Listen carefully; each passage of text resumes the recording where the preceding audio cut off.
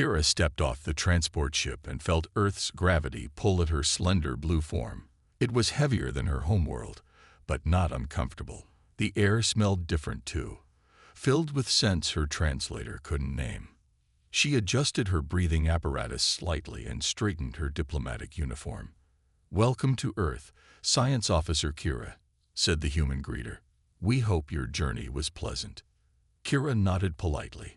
She had studied human customs for months before this mission. The Zarian Science Council had chosen her because of her adaptability and calm nature. Humans were still new to the Galactic Alliance, having joined only after they helped defeat the Vorax invasion 3 Earth years ago. "The research center is ready for your arrival," the greeter continued. "Your human partner is eager to meet you." Kira followed the greeter to a small transport vehicle. Through the window, she watched humans going about their daily lives. So strange. These creatures, with their single heart and simple mating rituals. On Zaria, adults typically had 3 to 5 mates, each bringing different strengths to the family unit. Humans, she had learned, often chose just one mate for life. It seemed so limiting. The vehicle stopped in front of a large building with International Space Research Center written across its entrance. Inside, Kira saw humans and a few other alien species working together. Everyone looked up when she entered, their eyes curious. A tall human male approached her.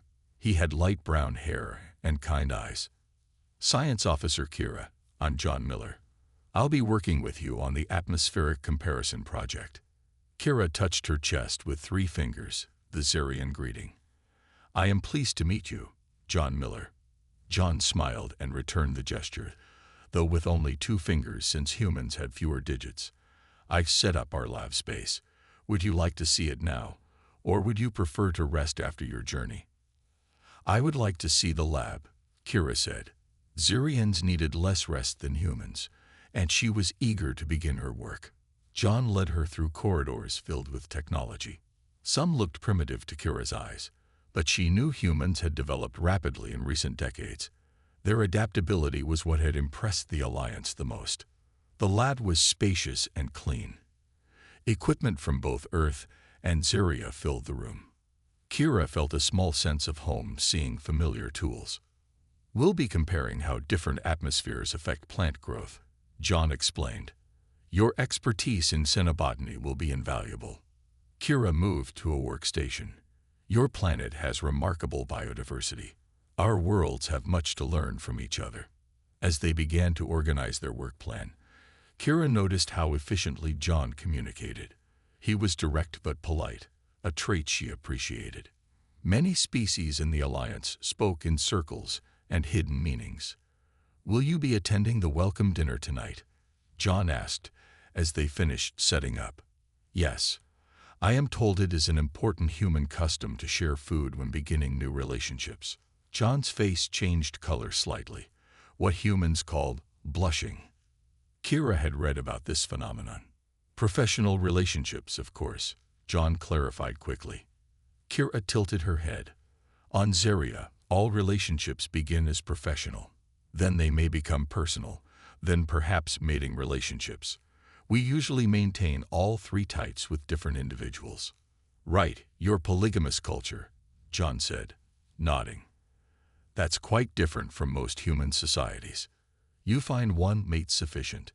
Kira asked, genuinely curious. John smiled. "When it's the right person, yes." This concept fascinated Kira. One mate providing everything another might need seemed impossible, yet humans built their lives around this idea. As they left the lab, Kira observed John interacting with other humans. He was respected here. She looked forward to learning more about him and his species. This mission would be scientifically valuable, but the cultural exchange might prove even more interesting. Kira had no way of knowing how deeply this assignment would change her understanding of humans, or how one particular human would challenge everything she thought she knew about mating and bonding. 2 weeks passed since Kira's arrival on Earth. Each day, she learned something new about humans. Their habits still seemed strange to her, but she was starting to understand them better. Kira sat in the research center's cafeteria, watching humans eat lunch. They grouped together, laughing and talking. Some pairs sat close, touching hands or shoulders. These were the mated pairs, she guessed. John joined her at the table with a tray of food. "How's your research going this morning?" "Very well," Kira said. "The Earth plants are responding to Zerian atmospheric conditions better than expected." John smiled. Kira had noticed he smiled often around her. "That's great news for potential cross-planet agriculture." A female human approached their table. She had long red hair and wore a lab coat like John's. "Hey, John," she said, then nodded to Kira. "You must be the Zerian scientist everyone's talking about." "I'm Lisa Clark from Genetics." "I am Kira," she replied with the three-finger chest touch. Lisa smiled. "John, a few of us are going out for drinks Friday night. You should bring Kira along. I bet she'd enjoy seeing how humans have fun outside of work." After Lisa left, Kira looked at John. "What is going out for drinks?" "It's a social activity," John explained. "We gather at a place called a bar, drink beverages that sometimes contain alcohol, and talk about things other than work. Would you like to go? It might be good for your cultural research." Kira nodded. "Yes, I would like to see humans in a social setting." On Friday evening, John met Kira outside her temporary housing. He had changed from his work clothes into what he called casual wear, a blue shirt and darker pants. "You look different without your lab coat," Kira observed. John laughed. "That's the idea. We like to separate work life from social life." The bar was loud and crowded. Humans packed close together, drinking from glasses and bottles. Music played from speakers, and some humans moved their bodies to the rhythm. Lisa waved them over to a table where 4 other humans sat. Everyone looked curiously at Kira. "Everyone, this is Kira," John said. "Kira, these are my friends. Lisa, who you met, and this is Ben, Steve, and Karen." They all greeted her warmly. Kira noticed how they asked her questions about Zeria, and seemed genuinely interested in her answers. "So do Zerians date?" Karen asked after their second round of drinks. "Date," Kira repeated, looking at her translator device. "You know, court each other before mating," Karen clarified. "Ah," Kira said, "we have a selection process. Compatible individuals spend time working together to assess genetic complementarity and personality alignment. If multiple positive matches are found, formal mating arrangements are made." The humans exchanged glances. "Sounds efficient," Ben said. "Very different from human romance," Lisa added. "How do humans select mates?" Kira asked. John cleared his throat. "It varies. Sometimes friends introduce people. Sometimes we meet by chance. We spend time together, develop feelings, and if it works well, eventually become exclusive." "Exclusive?" Kira tilted her head. "Most humans only have one romantic partner at a time," John explained. "Even after mating is established." Kira asked, genuinely confused. "Especially then," Steve said, laughing. "We call it marriage, and it's usually just 2 people committed to each other for life." Kira looked at John. "This seems limiting. On Zeria, we believe different partners fulfill different needs." John shrugged. "We believe in finding someone who accepts all parts of us, one person who feels like home." Something in his voice made Kira look closer at him. She had never heard a Zerian speak of mating with such emotion. As the night continued, Kira watched how humans interacted. Some clearly displayed mating behaviors, touching, standing close, making eye contact. She noticed John watching her when he thought she wasn't looking. Later, as John walked her back to her housing, Kira felt confusion. These humans, and their strange, intense focus on one mate, it should seem primitive. Instead, she found herself wondering what it would be like to be someone's only choice, their complete focus. "Thank you for showing me human social customs," she said at her door. "Anytime," John replied, his voice softer than usual. There's a lot more to show you about how we live." Kira watched him walk away, wondering why her second heart beat faster than normal. The alarm blared throughout the research center. Red lights flashed in every corridor. Kira rushed from her lab, following emergency protocols she had memorized during orientation. "All personnel to safety stations," the computerized voice announced. "Atmospheric containment failure in Section G." Kira felt her heart's race. Section G was where she and John had been growing earth plants in simulated Zarian air. If the containment field failed completely, the mixture could damage the center's main systems. She ran toward Section G instead of away from it. If the plants were exposed to Earth's atmosphere too suddenly, months of research would be lost. More importantly, some of the chemical reactions could be harmful to humans. When she reached the section doors, she found John already there, typing rapidly on the emergency console. "Kira, you should be at a safety station," he said without looking up. "This is my project too," she replied, moving next to him. "What happened?" "Power surge damaged the containment field generators. Backup systems are failing.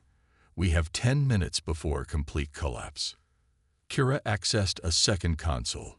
"We need to gradually reduce the Zarian atmospheric concentration. A sudden change will create toxic byproducts." They worked side by side, John adjusting power levels while Kira carefully altered the atmospheric mix. Sweat formed on John's forehead, a human response to stress, Kira had learned. Her own skin darkened slightly, the Zarian equivalent. "Bypass the secondary coolant system," Kira suggested. "Route power through the tertiary backups." John nodded. "Good idea. That might give us enough time to save the experiment." The alarm continued, but they barely noticed it. They moved in perfect harmony, each anticipating what the other needed. When John couldn't reach a manual override switch, Kira used her longer arms to access it. When Kira struggled with an Earth system command, John guided her hands over the controls. Finally, the alarm stopped. The emergency lights shifted from red to yellow. "Containment stabilized," the computer announced. "Damage control teams to Section G." John leaned against the wall, breathing heavily. "We did it." Kira felt an unfamiliar warmth spread through her body. During the crisis, something had changed between them. They had worked as one unit, perfectly aligned. On Zaria, such synchronicity was rare even among longtime mates. "You were amazing," John said, smiling at her. "The way you recalibrated the atmospheric controls so quickly, I've never seen anything like it." "Your knowledge of the backup systems saved our work," Kira replied. "We make an effective team." Their eyes met, and Kira felt a strange flutter in her third ventricle, a feeling she had never experienced before. The damage control team arrived, breaking the moment. The leader, a stern woman named Sue, questioned them about what happened. "If you two hadn't acted so quickly, we could have lost the entire wing," Sue said when they finished explaining. "Quick thinking and excellent teamwork." After the team began repairs, John and Kira were sent to the medical bay for routine checks. While waiting, Kira noticed she was more aware of John's presence than before. The way he moved, the sound of his voice, even his distinct human scent seemed magnified in her senses. The medical officer checked John first, then Kira. "Your hormonal levels are elevated," the doctor told her quietly. "Normal for Zarians after a stressful event." Kira hesitated. "Yes, though this pattern is more typical of."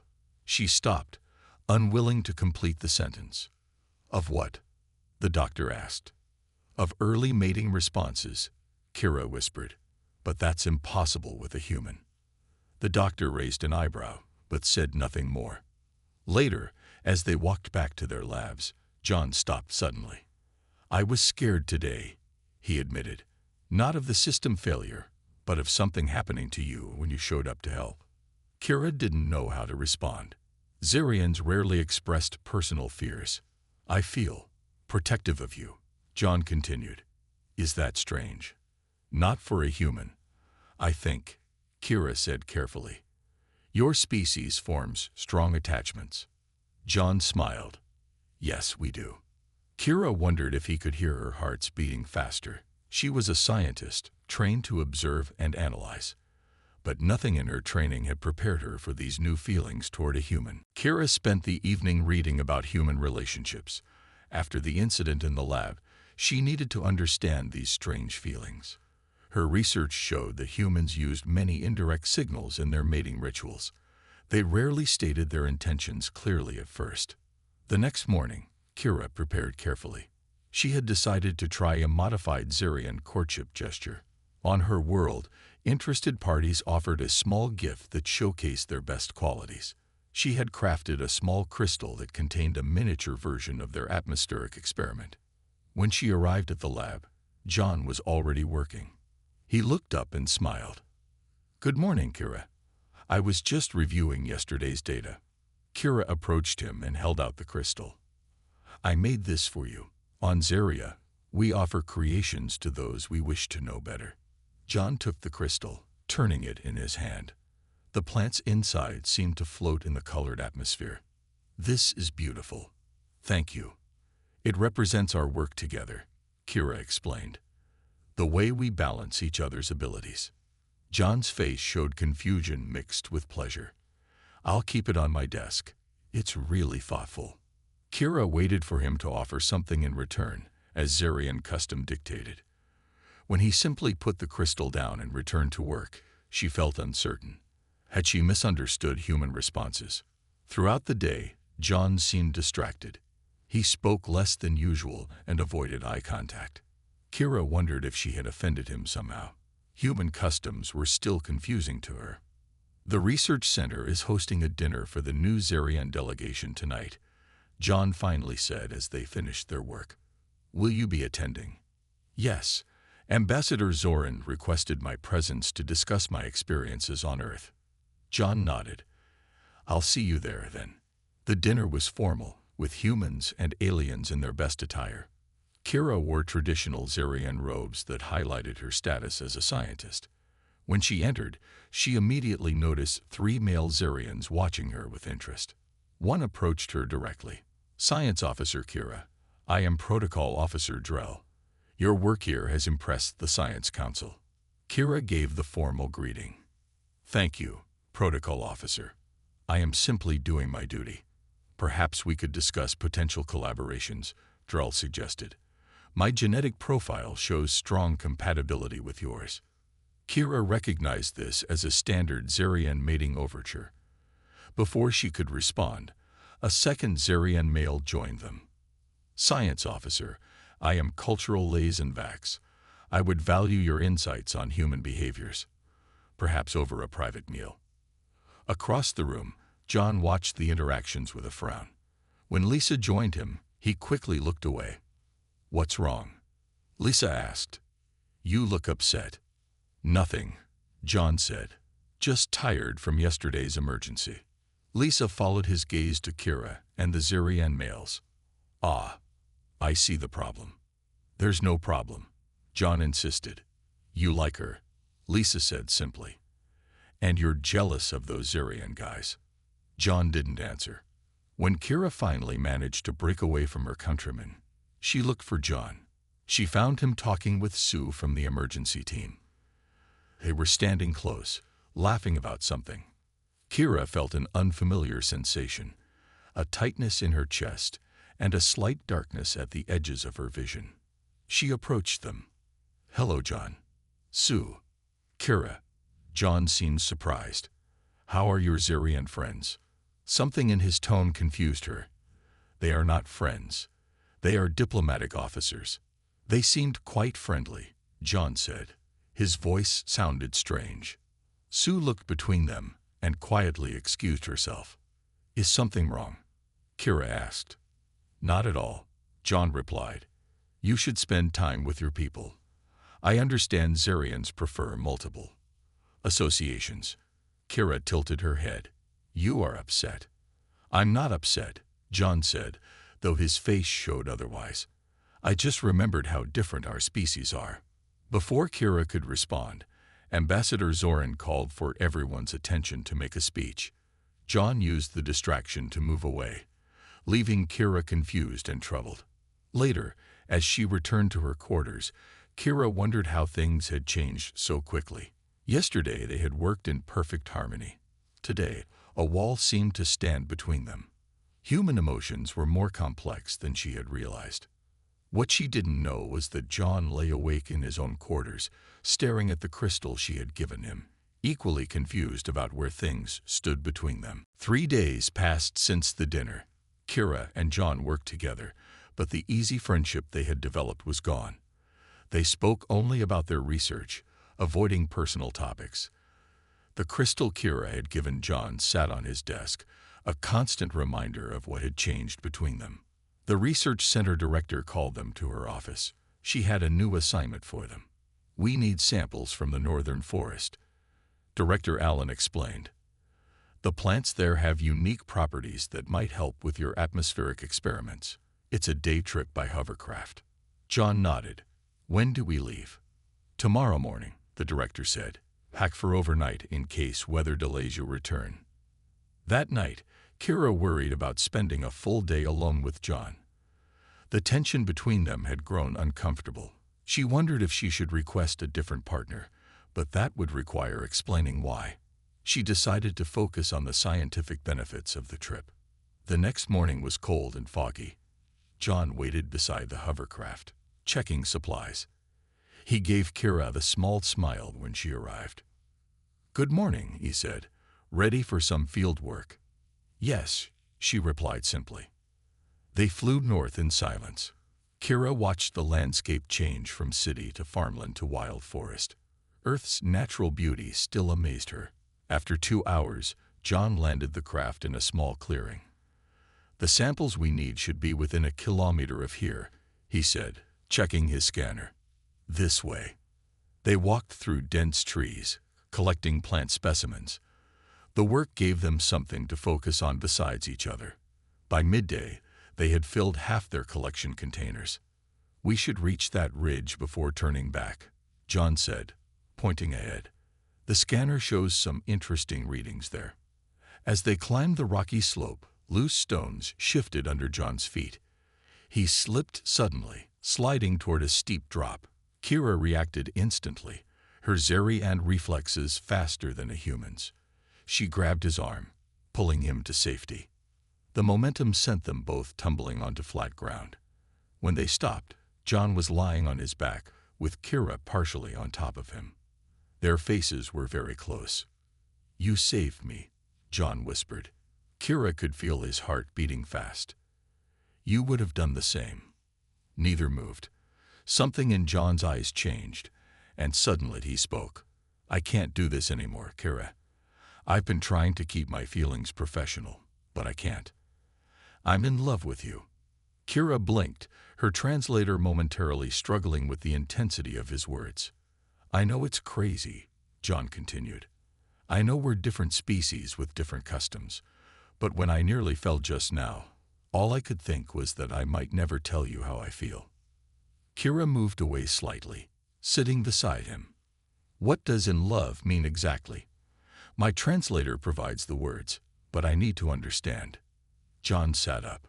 "It means I think about you all the time. It means I want to be with you, not just as a colleague, but as a partner. It means that out of everyone on this planet or any other, you're the one person I want in my life." "One person," Kira repeated, "not multiple partners." "No," John said firmly, "just you. Humans can feel attraction to many people, but when we truly love someone, they become our focus, our center." Kira looked at him with wonder. "This is why you were upset at the dinner." "The other Zurians." "Yes," John admitted. "I was jealous. I know in your culture, having multiple potential mates is normal, but the thought of you with someone else." He shook his head. "This human love," Kira said slowly, "it seems so limiting, so intense." "It is intense," John agreed. "That's what makes it special. We give ourselves completely to one person." Kira thought about her own feelings, How her heart raced when John was near, how she had felt when she saw him with Sue, how she compared all others to him. "I think," she said carefully, "that I may be experiencing something similar toward you. But it frightens me. On Zeria, such exclusive focus would be considered unhealthy." "I'm not asking you to change your nature," John said softly. "I just needed you to know how I feel." The scanner beeped, reminding them of their mission. But as they resumed their work, everything had changed. John's revelation hung in the air between them, both terrifying and fascinating to Kira. She had come to study Earth's atmosphere, but now found herself immersed in something far more complex, the atmosphere of human emotion. Word spread quickly about John and Kira. Though they tried to keep their feelings private, others noticed the change between them. Some humans smiled knowingly when they walked by. Some frowned with disapproval. The Zerian delegation watched with obvious concern. 1 week after their field trip, Kira received a message from her family on Zeria. Her mother's face appeared on the screen, blue skin, darker than usual with worry.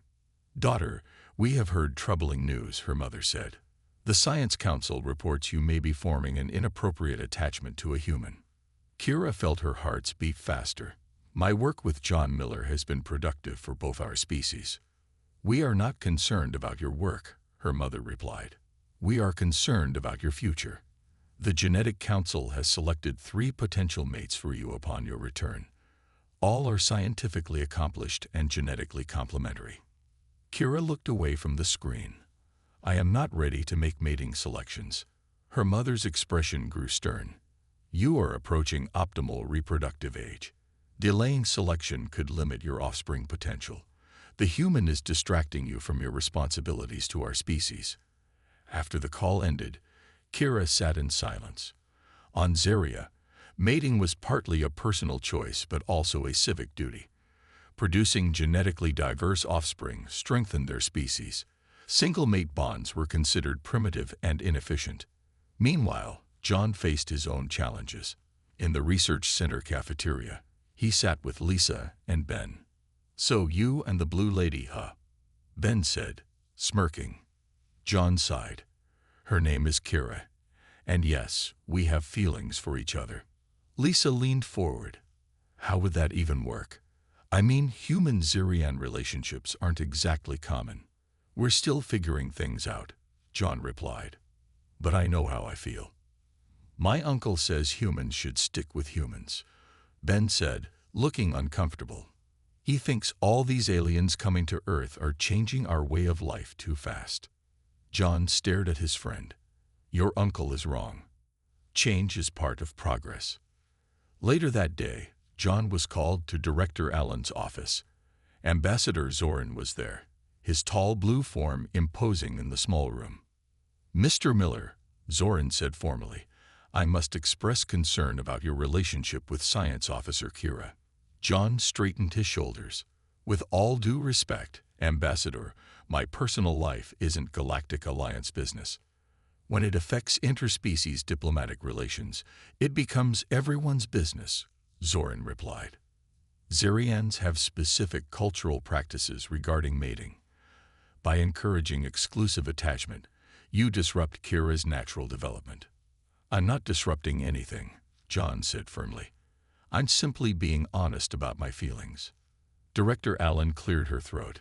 "John, no one is questioning your feelings, but we need to consider broader implications. The Zerian Science Council has formally requested Kira's return to their homeworld for cultural realignment." John felt cold fear grip his chest. "They can't force her to leave. They can recall their own citizen," Zoran said. "It would be in everyone's best interest if you encouraged her to comply." That evening, Kira and John met in the research center garden. It was empty at this late hour, giving them privacy among Earth plants and a few Zerian specimens. "My family wants me to return home," Kira said, looking at the stars. "They have selected potential mates for me." John took her hand gently. Her 6 fingers curled around his 5. "What do you want?" "I don't know," Kira admitted. "On Zeria, I never questioned our mating customs, Multiple partners create stronger family units, greater genetic diversity, more balanced offspring. But, John prompted, but I feel something for you I never expected. Something that makes me question everything I was taught. She turned to face him. When two Xerians mate, their bond is practical, beneficial. What I feel for you isn't practical. It's consuming. John smiled sadly. That's how human love often feels. It doesn't always make logical sense. My people believe focusing all mating energy on one individual is primitive, Kira said, a throwback to less evolved times. And what do you believe? John asked quietly. Kira looked up at the night sky, where somewhere her homeworld orbited a distant star. I don't know anymore. That's what scares me. The Galactic Alliance held a formal reception at the International Space Research Center. Representatives from 12 species gathered to celebrate the successful atmospheric compatibility project. Kira and John's work had proven that plants from different worlds could thrive in shared environments. This discovery would help future colonization efforts. Kira wore formal Xerian robes with her scientist insignia. John wore an Earth formal suit. They had agreed to act professionally during the event, despite the tension of recent days. Kira's departure date for Xeria had been set for the following week. Ambassador Zoran opened the ceremony with a speech about cooperation between worlds. Director Allen followed, praising the scientific achievements. When they finished, guests mingled around tables filled with food from various planets. 3 male Xerians approached Kira immediately. She recognized Drell and Vax from the previous dinner. The third was new, taller, and older than the others. Science Officer Kira, the older Xerian, said, I am Genetic Counselor Mev. I have reviewed your file extensively. Kira gave the formal greeting. Honored Counselor, I did not expect such high-ranking attention. Your work here has impressed many, Mev said, and your genetic profile shows exceptional promise. The Council believes you could produce superior offspring with properly selected mates.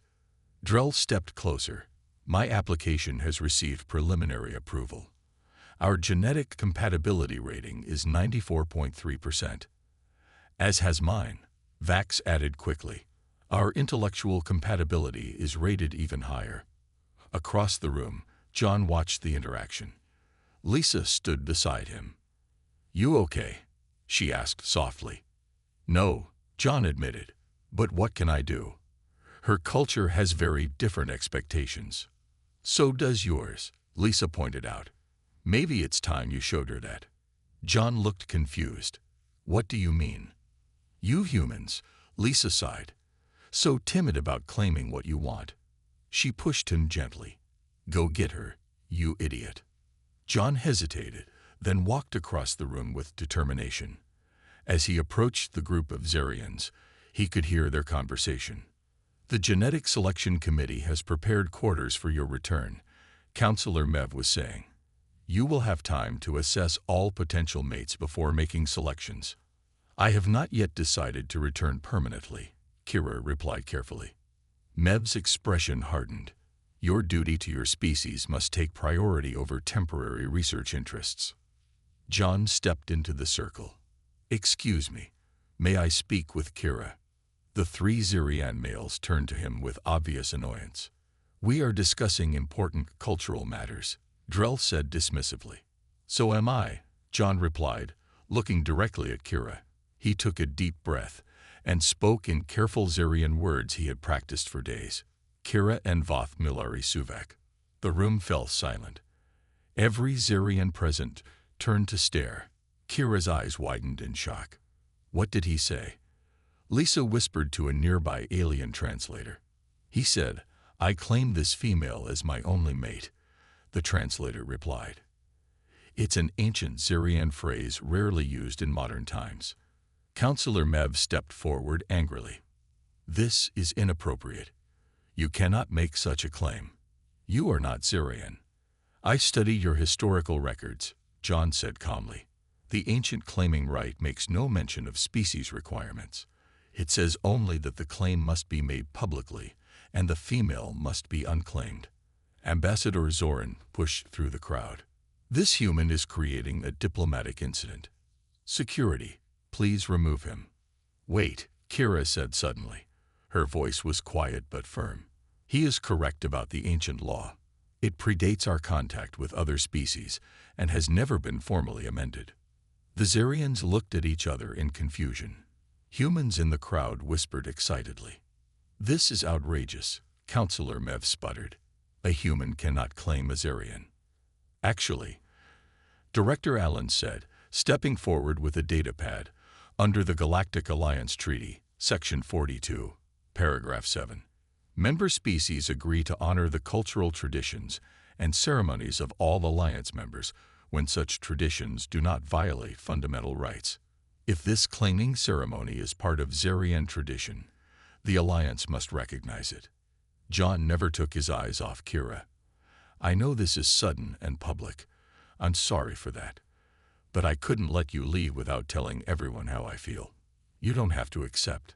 I just wanted you to know you have a choice. The crowd held its breath.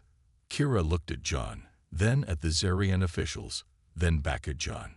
Her future hung in the balance between two very different worlds. The silence in the reception hall seemed to last forever.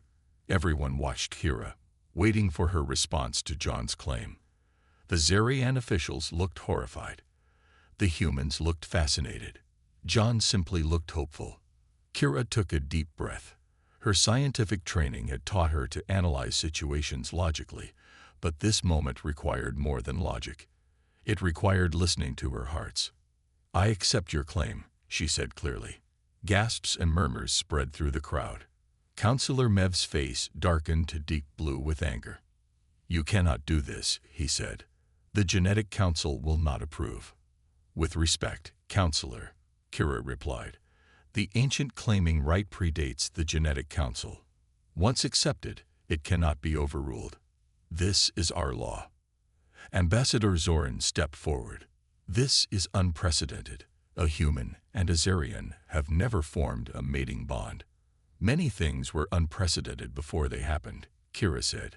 She moved to stand beside John. Humans have taught me that sometimes we must follow feelings rather than only logic. This is madness, Drell muttered. How can one mate provide what 3 or 4 provide in a proper Zarian family unit? Kira turned to face the gathered aliens and humans.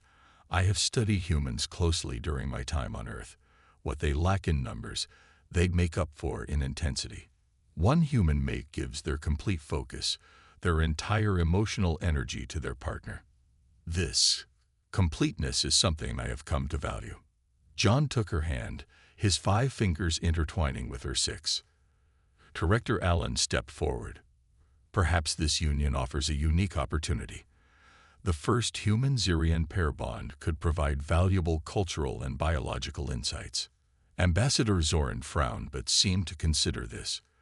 The Science Council might be persuaded to view this as a research opportunity rather than a cultural deviation. I am still a scientist, Kira pointed out. I would be willing to document our experiences for both human and Zarian records. The tension in the room slowly eased. Humans began to congratulate the couple. Some Zarians looked confused but curious. Counselor Mev and his companions left quickly, clearly displeased. 6 months later, Kira stood before the Galactic Alliance Council. John sat in the audience as she presented their findings. The human mating approach offers unexpected benefits, Kira explained. While Zarians distribute attention among multiple mates, humans concentrate all their resources on one partner. This creates a different but equally valid support system. The council members listened with interest. Furthermore, Kira continued, we have established the first human-Zarian cultural exchange program. 10 human-Zarian pairs are now studying compatible relationship structures. After the presentation, John joined Kira outside the council chambers. You were amazing, he said, smiling. Who would have thought your scientific paper on our relationship would change interspecies policy? Kira touched his face gently. Humans have a saying, the heart wants what it wants. I never understood that until I met you. Are you happy with just one mate? John asked. It was a question he still worried about sometimes. I am, Kira said truthfully. On Zeria, we seek many partners because each provides something different. But you, John Miller, somehow contain multitudes. Your emotions are so complex, so deep, that I am never bored or unfulfilled. John laughed. I think that's a compliment. The highest one, Kira assured him. Humans may seem simple with their single-mate bonds, but there is nothing simple about how you love. That intensity is your species' greatest strength. Other species are beginning to recognize this now. They walked together through the Galactic Alliance headquarters. Aliens from dozens of worlds watched them with curiosity. They had become something of a celebrity couple. What's next for us? John asked. Ambassador Zoran has requested we visit 3 worlds considering Alliance membership, Kira said. They are interested in learning more about human relationship structures. So humans are becoming known for their loving hearts instead of just their technology or resources. John smiled. Exactly, Kira replied. Your capacity for dedicated, focused love is unique in the galaxy. It's a different kind of strength than my people value, but perhaps an even more important one. As they left the building, Kira looked up at the stars visible through the clear dome ceiling. Her life had taken an unexpected path, but for the first time, she felt completely at home, not on Earth or Zeria, but simply at John's side.